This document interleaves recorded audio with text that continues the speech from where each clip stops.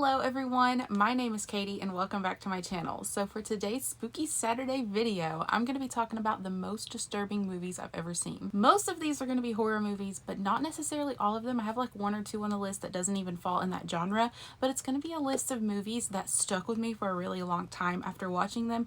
Like, do you ever see something that really just messes with you mentally? It's like a psychological thing, gives you that unsettling feeling. A movie you can't forget about for so long after watching it. That's what this list is. And this isn't necessarily a most gory films of all time video. That's a different video. This is just more about the ones that really like mentally mess with you. Some of them have some gore in it, but that's not like the one thing that makes them disturbing. I do want to say that this list doesn't contain any like snuff films or anything real necessarily. I don't really feel comfortable talking about that stuff or even promoting it. So this is all going to be fictional things, no matter how disturbing they are. No real stuff. And I will give a trigger warning. The themes in a lot of these movies are like super violent. There's a lot of like essay things involved in some of the movies, so if that's something that's triggering, don't watch this. And I'm also going to try my best to keep this spoiler free. I don't know how good I can do that, but I'll try. So the first film we're going to be talking about is Lars von Trier's Antichrist. So this film stars Willem Dafoe, who is one of my favorite people on the planet. I literally love everything I've seen him in. It's also starring Charlotte Gainsbourg, which I'm not familiar with anything outside of this film from her. She did great in this film, let me just tell you that. So basically the film starts out,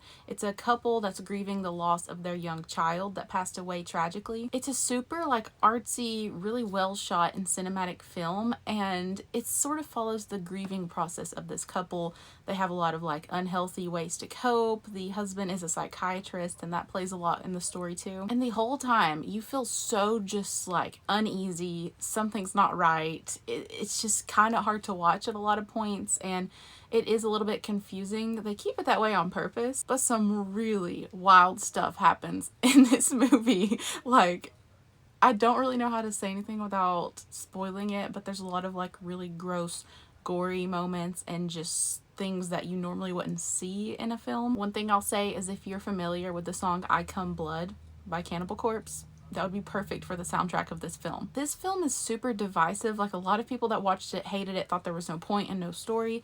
I wasn't really one of those people. Like, it left me feeling so weird after it was over. Like, I don't know if it's something that I'll ever watch ever again, but I'm not gonna say that it's not recommendable. I think if you can handle some like kind of gross stuff, you'll probably be able to make it through it. I think the whole point of the film is you're supposed to be a little bit confused, and that's okay. A lot of people argue that the artsiness is just pretentious and there's no real value to the film, which I feel like that does happen sometimes. Sometimes a movie can be terrible and people will just say it's good because of the way that it's shot, but I actually enjoyed this film more than I thought I would based on what people told me about it. Maybe it's Willem Dafoe, I don't know, he's such a good actor. I feel like throughout the film, you feel like you're going crazy with him. I feel like I like sympathized with him through a lot of it. I just felt like I was losing my mind, and that was my guy. I love Willem Dafoe. The next disturbing film is kind of disturbing in a different way. I don't even really know how to explain this film. It's called The ABCs of Death, and basically each letter of the alphabet represents a different way that you could die. For example, like D is for dog. It's like a little short film. They're like 2-minute films usually of someone like dying from a dog. L is libido. There's like Q for quack. Like, it gets really random and crazy, and like some of them are kind of gross and a little bit scary. Other ones are just completely hilarious. It's like this whole movie of short films showing a bunch of creative ways that someone could die. But through most of the letters, I just felt disturbed and strange and grossed out, and I wanted to not finish it, and I don't know how I ever finished it. Some of it's really weird. Like F. The letter F is for fart. Like, that one, why? So it's disturbing more in the way that it's just hard to watch because it's like cringe-worthy. Sometimes it is really gross. There's certain ones that actually are pretty good horror. Overall, man, I don't think I'm ever gonna watch that again. Next, NEC Romantic. So this film is essentially about a couple that is a little bit bored with their sex life. They want to spice things up a little bit, and the way that they do this is they get freaky deaky with a corpse. I don't even know if I recommend this one. I don't even think anyone should watch this. It's really gross. It's fake and everything. It's not like a snuff film, but sometimes you feel like it might be real. It's shot in the way that it's a little bit weird. It looks too realistic. This one is kind of like vomit inducing at certain moments, for me at least. I don't know, some people might not be as soft as me, but this one, probably wouldn't even recommend. So this next one is a little bit more popular and mainstream, but man, is it a good one, and I've actually been able to watch it more than once. So this one isn't so disturbing in the way that it's like extremely over the top with the gore or anything visual like that.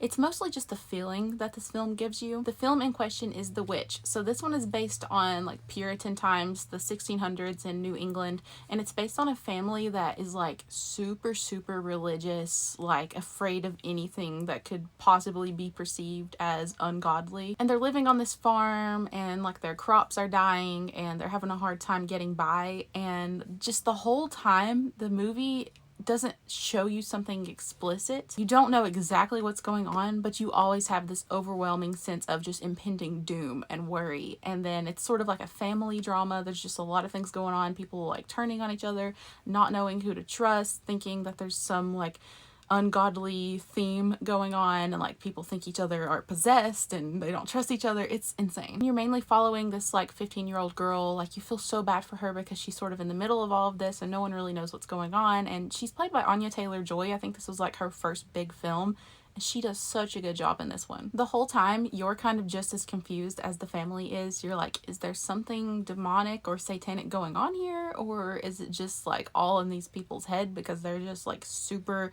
in this like religious psychosis state? You can't really figure out what's going on, and I will say the ending is something that will stick with you for a while. At least it did for me. Like I had to keep thinking about it for like a week straight. I was watching all these like video essays about it.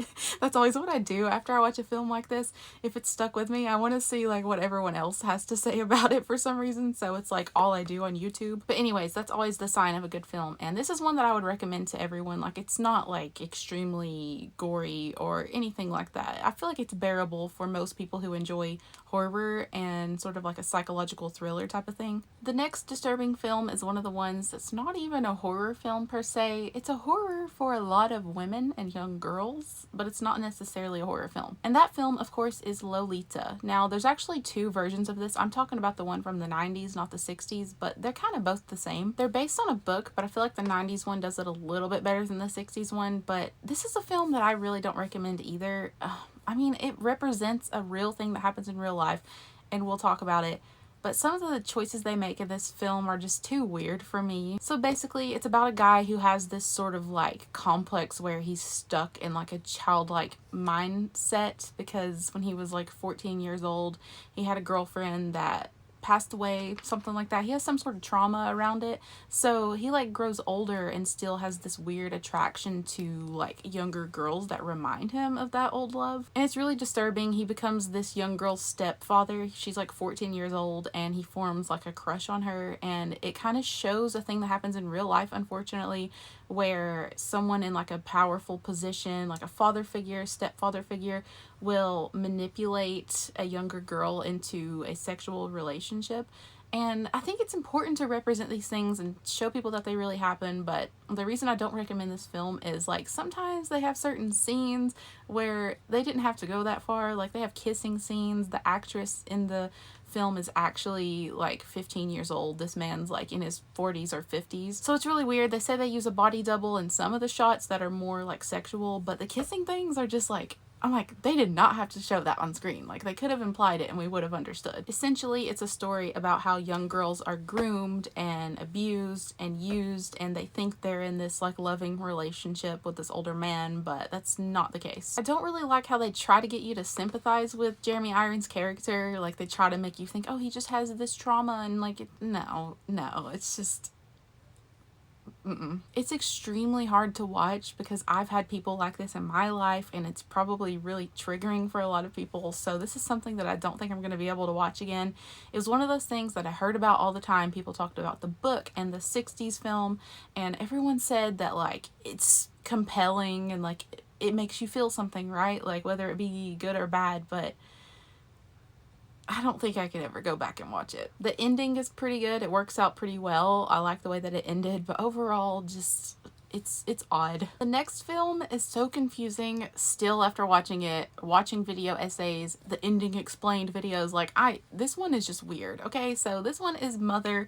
It's starring Jennifer Lawrence, and this movie is just like an anxiety roller coaster. You feel anxious the entire time you're watching it. Like, it is pure, like, 100% stress levels for me. Basically, it follows a couple that's expecting a new child, and the father is like a writer, and he kind of sees his wife as his muse and his inspiration. At first, it just seems like it's this super romantic and in love couple, and it's all great, but then weird things just start happening in their home, and you don't know what's going on. It's just extremely confusing. There's a lot of feelings of anxiety, and you feel so bad for Jennifer Lawrence's character while she's trying to handle all these crazy things that are happening in their house. And it's so hard. You're so confused the whole time if something like paranormal is going on, or if it's just like some people causing these problems. And you're just following along with Lawrence's character the whole time, feeling the same confusion she would feel in that situation. Like nothing is ever made clear for you up until the very end when it reveals what's really going on.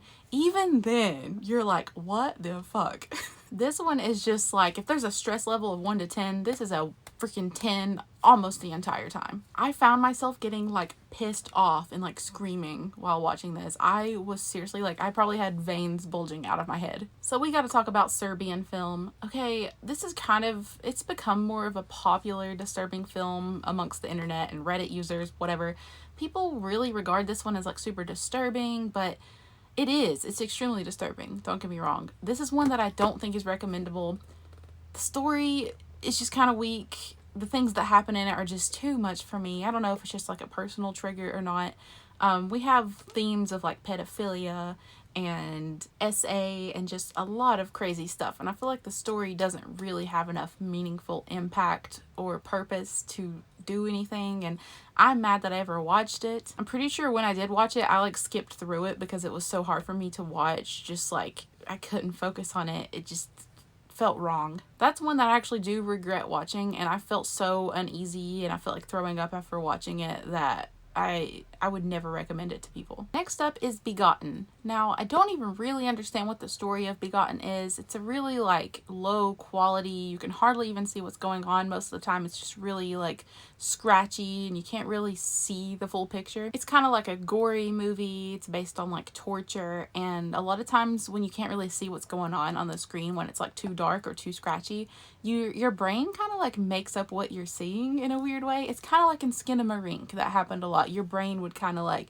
make up things, and that's sort of a really scary thing for some people. That's how I am. Like if I let my imagination run loose, it's terrifying. It feels way too real. It feels like a snuff film. It looks like real torture. Like when I'm watching it, I'm like, am I not on the dark web right now? Like they say that it's nothing real, it's all practical effects and stuff, but it just feels so bizarre. You really feel like you're watching a real torture happen. To be honest, it's a really shitty film, and you're not gonna have a good time watching it. It's just one of those things that like the edgelords love it. I don't know. I don't even think it's artsy.